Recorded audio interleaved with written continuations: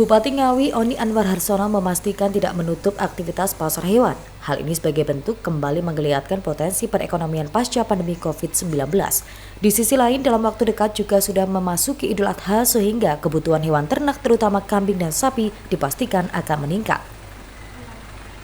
Menurut Bupati, hingga kini belum ditemukan penyakit mulut dan kuku di Kabupaten Ngawi, sehingga ini yang menjadi dasar masih tetap diperbolehkannya aktivitas pasar hewan.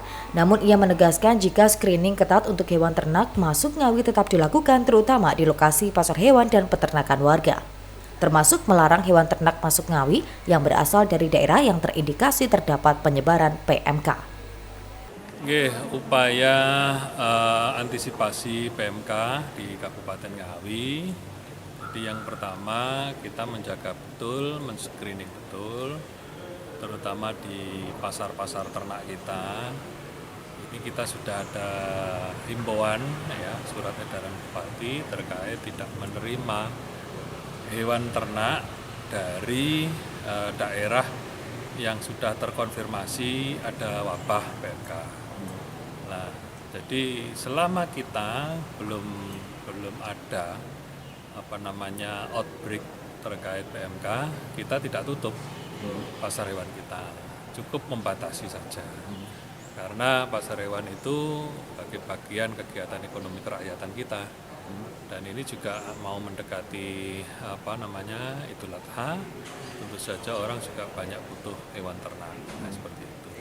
Jadi sikap kita terhadap antisipasi PMK, screening, biosecurity, kita sediakan obat-obatan di beberapa daerah puskeswan kita. Terus kemudian screening hewan ternak yang masuk untuk dijual di pasar-pasar ternak kita. Ya sejauh ini insya Allah tidak ada temuan terkait PMK. Screening itu dilakukan mulai dari daerah perbatasan atau ketika di pasar hewan, Pak? Jadi gini, ketika masuk di pasar hewan itu dilihat ini dari mana. Kalau misalkan dari Panean, misalkan dari Magetan yang sudah terkonfirmasi itu kita suruh balik seperti itu.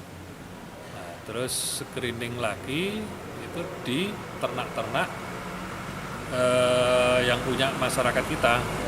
Jadi bisa jadi kan dia kulaan dari pasar luar, misalkan Anjo, Opo dan seterusnya masuk, kita nggak tahu, terus mewabah di lingkungan sekitar. Itu juga di screening juga. Kemarin temuan terakhir di